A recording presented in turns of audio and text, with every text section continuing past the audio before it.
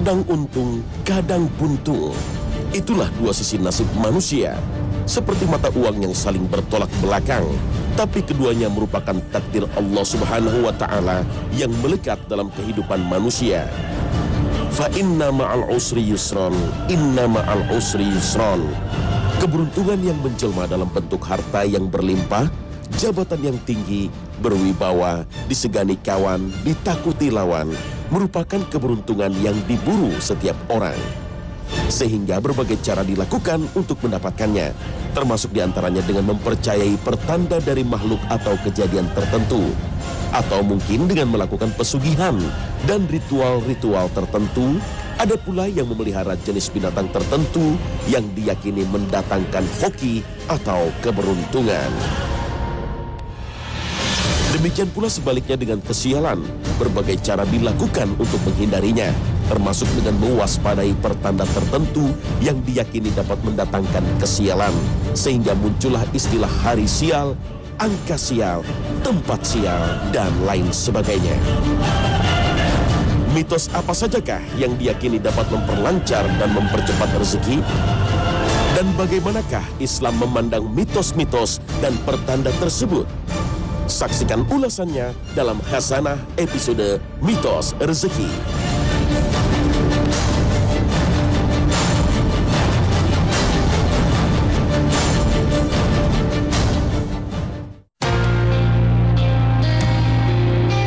Assalamualaikum warahmatullahi wabarakatuh. Selamat pagi pemirsa Trans 7. Khazanah Ensiklopedia Islam Dunia pagi ini kembali hadir ke hadapan Anda untuk memberi sajian informasi bermanfaat yang insya Allah dapat meningkatkan kualitas keimanan kita. Mitos sebenarnya adalah sebutan untuk cerita rakyat yang ditokohi oleh para dewa atau makhluk setengah dewa yang terjadi di dunia lain pada masa lampau dan dianggap benar-benar terjadi oleh yang punya cerita atau penganutnya. Mitos juga disebut mitologi, yang kadang diartikan sebagai cerita rakyat yang dianggap benar-benar terjadi dan bertalian dengan terjadinya tempat, alam semesta, para dewa, adat istiadat, dan konsep dongeng suci. Mitos juga merujuk kepada satu cerita dalam sebuah kebudayaan yang dianggap mempunyai kebenaran mengenai suatu peristiwa yang pernah terjadi pada masa dahulu. Jadi mitos adalah cerita tentang asal-usul alam semesta, manusia, atau bangsa yang diungkapkan dengan cara-cara gaib dan mengandung arti yang dalam. Mitos juga biasanya mengisahkan petualangan para dewa, kisah percintaan mereka, kisah perang mereka, dan sebagainya. Dengan demikian, maka mitos dapat juga diartikan sebagai suatu informasi yang dipercayai walau diragukan kebenarannya. Dianggap benar karena telah beredar dari generasi ke generasi. Begitu luasnya suatu mitos beredar di masyarakat, sehingga masyarakat tidak menyadari bahwa informasi yang diterimanya itu belum tentu benar. Karena begitu kuatnya keyakinan masyarakat terhadap suatu mitos tentang sesuatu hal, sehingga seringkali mempengaruhi perilaku masyarakat. Tetapi mitos tidak selalu berhubungan dengan para dewa dan penciptaan alam semesta. Ada kalanya mitos terkait dengan pertanda mujur atau sial. Sebagai negara dengan aneka ragam budaya menjadikan banyak sekali mitos yang beredar di masyarakat. Mitos tentang burung pipit contohnya. Keberadaan burung pipit adalah cara unik untuk mengetahui kehadiran tamu. Burung pipit yang terus-menerus berkicau di dekat rumah dipercaya sebagai pertanda datangnya tamu. Dan apabila si burung bertengger di depan atau sisi kanan, tandanya si tamu akan membawa berita baik dan kebaikan. Namun apabila si burung bertengger di belakang atau sisi kiri rumah, tandanya si tamu akan membawa kabar buruk atau malapetaka. Hampir sama seperti burung pipit, kupu-kupu juga identik dengan tamu. Apabila kupu-kupu masuk ke dalam rumah dan berputar-putar, bahkan hinggap, tandanya rumah tersebut akan kedatangan tamu. Bahkan bila si kupu-kupu hinggap di badan salah satu anggota keluarga, maka yang datang adalah orang dekat. Hewan lain yang banyak dikaitkan dengan mitos adalah burung gagak. Burung berwarna hitam ini kerap kali dikaitkan dengan kematian. Apabila ia terbang berputar-putar di atas rumah seseorang, konon akan ada penghuni rumah tersebut yang meninggal. Masih berhubungan dengan binatang, kali ini berhubungan dengan kucing. Apabila saat sedang berkendara kemudian Anda menabrak kucing, maka ini adalah sebuah peringatan supaya berhati-hati, karena Anda bisa celaka. Di samping binatang, mitos juga banyak berkaitan dengan kehamilan dan kelahiran. Di antaranya adalah keharusan mengubur ari-ari bayi yang baru lahir. Memang cara yang tepat membuang benda tersebut adalah dengan menguburnya di tanah. Tapi di sebagian masyarakat tidak cukup hanya dikubur. Biasanya juga diberi penerangan. Bahkan bagi sebagian masyarakat, makam ari-ari tersebut diberi rempah-rempah, tulisan Arab, dan lain-lain. Di luar yang disebutkan tadi, tentunya masih banyak mitos lain yang beredar di masyarakat.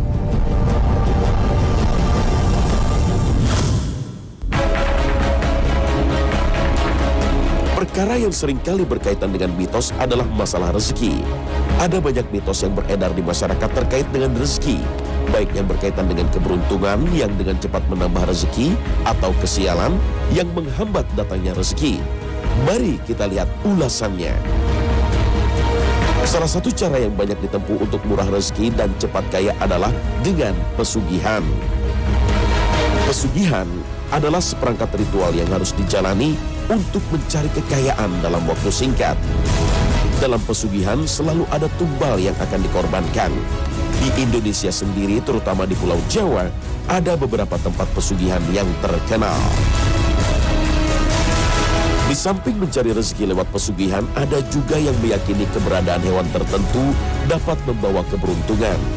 Sebagian orang dari berbagai lapisan masyarakat mempercayai kebenaran mitos hewan membawa keberuntungan, sehingga mereka rela mengeluarkan kocek besar untuk memilikinya, begitu juga dengan biaya untuk memeliharanya. Disayangi seperti merawat anak sendiri, penuh dengan kelembutan, bahkan terkadang dilakukan secara berlebihan. Berikut beberapa hewan-hewan yang konon dapat membawa keberuntungan bagi pemiliknya. Tokek contohnya. Reptil yang banyak diburu para kolektor ini diyakini dapat membawa keberuntungan.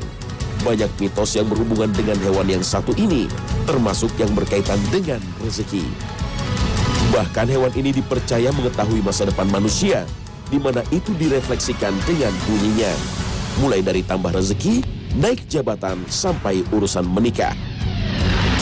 Tokek yang diyakini dapat membawa keberuntungan pun bukan tokek sembarang tokek. Tokek yang dianggap membawa keberuntungan adalah tokek yang mempunyai bunyi ganjil, ekor yang menghadap ke langit, dan ciri aneh lainnya. Yang lebih aneh lagi, ada sebagian sekte yang menganggap bahwa tokek adalah keturunan naga. Bahkan konon jika digigit tokek, maka tidak akan bisa dilepaskan sampai ada suara petir menyambar. Hewan berikutnya yang dipercaya membawa keberuntungan adalah ikan arwana, atau yang dikenal juga dengan ikan kayangan. Ikan yang satu ini dikenal dengan ikan yang eksotis, dengan bentuk fisik yang gagah dan sisik yang mempesona. Ditambah dengan kumis yang panjang, membuat ikan arwana ini banyak digemari meskipun harganya selangit. Tapi ternyata bukan hanya itu yang menjadi daya tarik ikan ini. Ikan yang berasal dari pedalaman Kalimantan ini bagi sebagian orang diyakini punya kemampuan menolak bala dan dipercayai sebagai ikan pembawa keberuntungan. Ikan ini sering dikaitkan dengan berbagai mitos seputar keindahannya. Sebagian pehobi arwana percaya bahwa ikan ini bisa mendatangkan kekuasaan dan kewibawaan bagi pemiliknya. Entah karena sekedar hobi atau memang percaya dengan mitos ini, konon banyak para pejabat yang memelihara ikan ini di rumahnya. Di samping mendatangkan kekuasaan dan kewibawaan, konon ikan arwana juga dapat memunculkan aura yang baik bagi seluruh penghuni rumah. Hewan lain yang juga dipercaya membawa keberuntungan adalah kucing. Khususnya figur kucing yang berasal dari Jepang, yang dikenal dengan nama Maneki Neko. Maneki Neko adalah figur kucing selamat datang yang dipercaya membawa keberuntungan dan kesejahteraan. Patung ini menggambarkan kucing lokal dari Jepang dengan salah satu kaki depan terangkat seolah-olah melambai-lambai. Manekin Neko biasanya dipajang di toko, restoran, dan tempat usaha lain. Figur kucing ini bahkan telah diproduksi menjadi berbagai alat dan bentuk, seperti gantungan kunci, celengan, pengharum ruangan, dan lain-lain.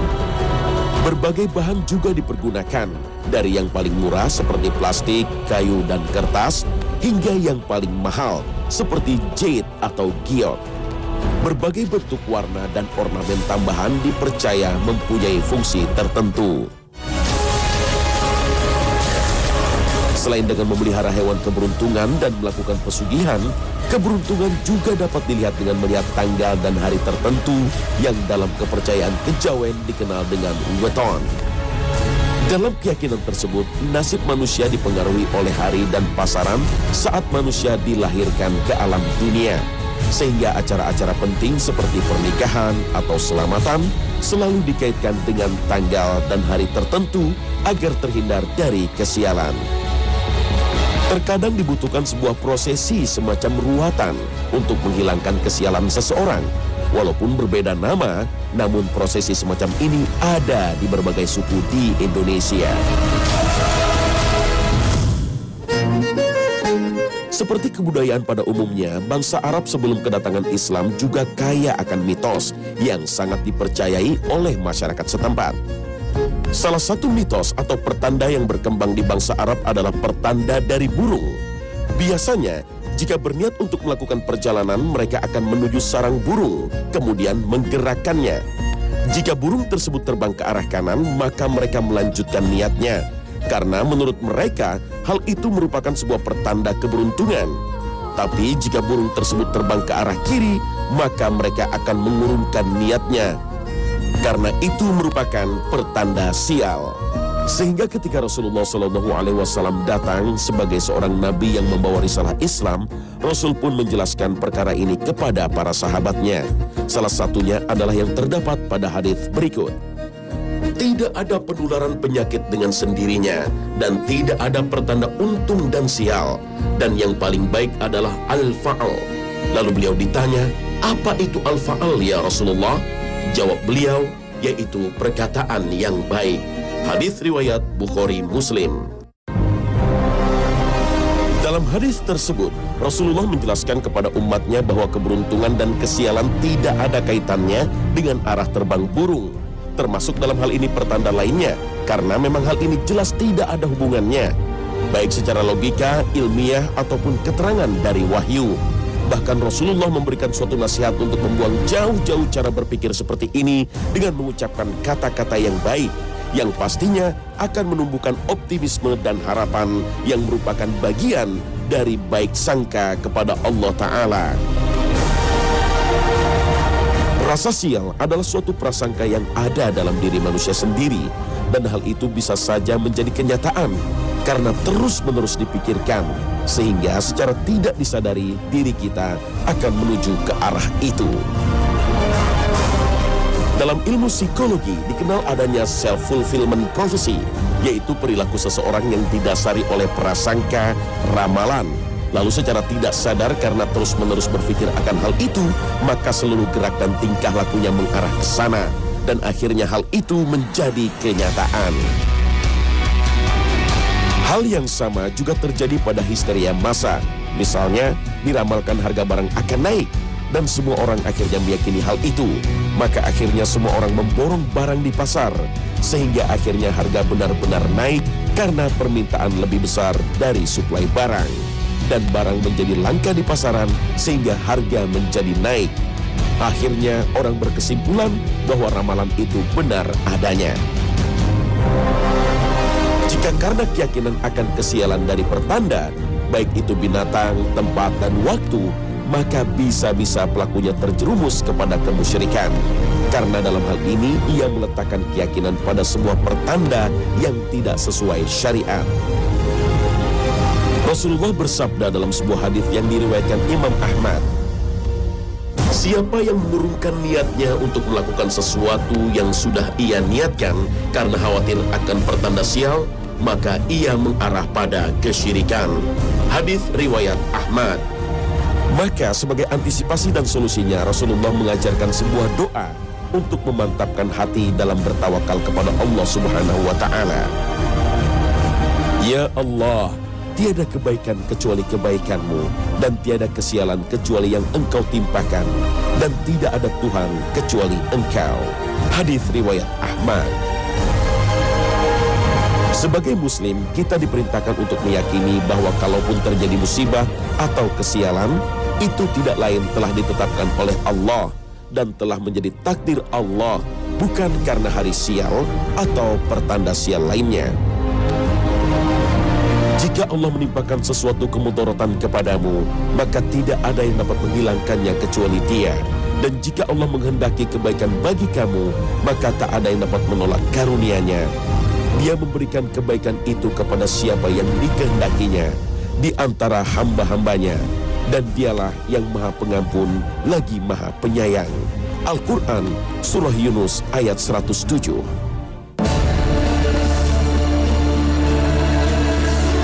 Ketika berbicara tentang pertanda, baik itu keberuntungan atau kesialan, terutama yang berkembang di masyarakat, sebagai seorang muslim tentu harus disikapi dengan bijak.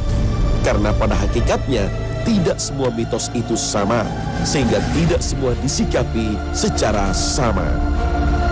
Beberapa pertanda atau mitos memang dapat dibuktikan secara ilmiah, seperti melihat pertanda dari kondisi alam. Para pendaki gunung yang berpengalaman tahu jika mata air di pegunungan mulai beracun atau muncul gas beracun adalah pertanda gunung tersebut akan meletus.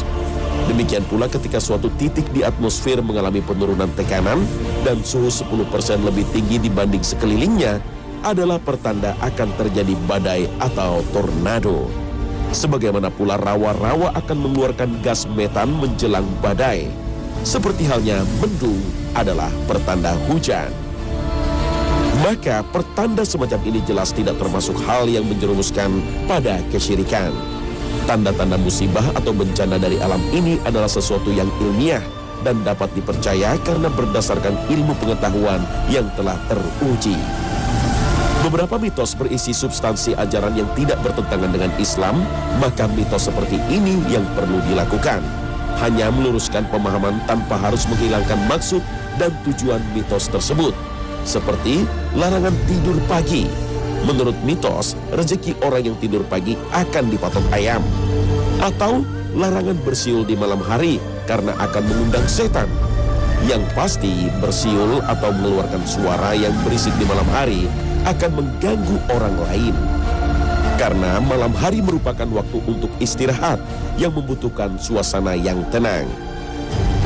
Beberapa mitos atau pertanda yang sifatnya gaib atau metafisik juga tidak semuanya dilarang.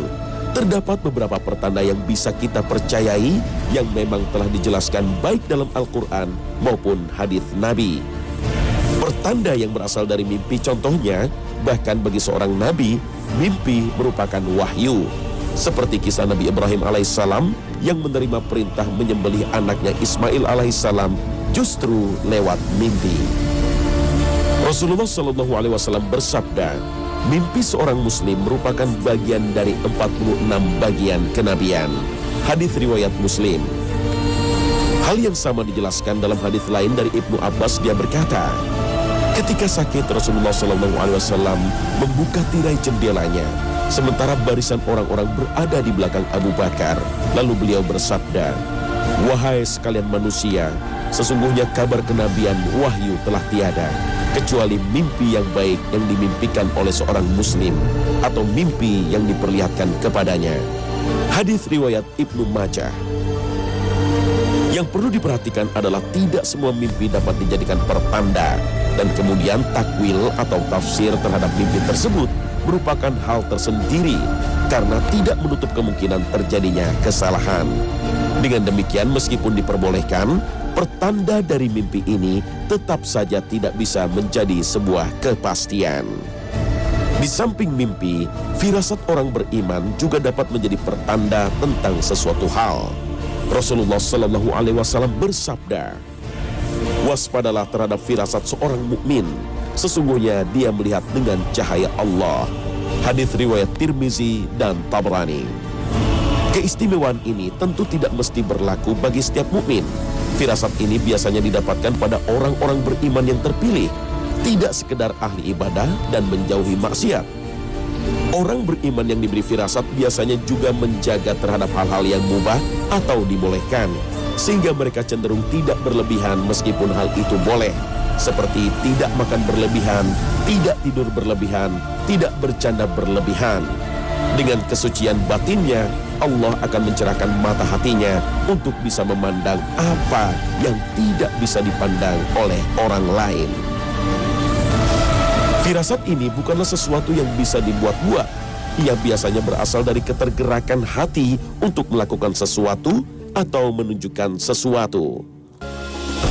Sayyidina Umar bin Khattab adalah salah seorang sahabat Nabi yang terkenal dengan firasatnya yang tajam. Bahkan beberapa kali firasat dari Umar ini mendapat pembenaran dari wahyu. Rasulullah pernah bersabda, "Sungguh pada umat sebelum kalian terdapat orang-orang yang berfirasat tajam. Dan jika ada pada umatku, maka Umarlah orangnya." Hadis riwayat Bukhari. Firasat mirip seperti karomah yang Allah berikan kepada orang soleh. Dengan demikian, firasat juga bukan sesuatu yang bisa diklaim atau diakui sendiri. Terkadang kita mendapatkan sebagian orang yang dianggap punya firasat yang tajam, sehingga sering dijadikan orang awam tempat bertanya, konsultasi, bahkan meramalkan masa depan. Bahkan orang seperti ini terkadang dianggap wali Allah, padahal amal ibadahnya jauh dari apa yang dituntunkan Rasulullah Sallallahu Alaihi Wasallam. Maka dapat dipastikan apa yang keluar dari mulutnya bukanlah firasat seorang mukmin yang soleh, tapi itu merupakan ramalan-ramalan yang menyesatkan yang keluar dari para pengobrol keramat.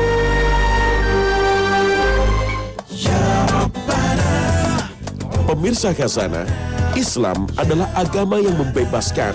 Risalah Islam tidak menghendaki adanya penghambaan seorang hamba kepada hamba yang lainnya, apalagi penghambaan seseorang terhadap hawa nafsunya. Yang ada hanyalah penghambaan kepada pencipta dan penguasa seluruh hamba, yaitu Allah Subhanahu wa Ta'ala. Dan di antara kebebasan itu adalah membebaskan akal dan pikiran manusia dari belenggu mitos yang dapat menghalanginya dalam menjalankan misi di bumi Allah ini. Pemirsa Khazanah, semoga tayangan tadi memberi pemahaman bagi kita sehingga dapat menyikapi segala hal yang berkaitan dengan mitos dan pertanda dengan bijak. Dan semoga kita dapat mengambil hikmah dari tayangan tadi. Amin ya rabbal alamin. Terima kasih atas perhatian Anda dan wassalamualaikum warahmatullahi wabarakatuh.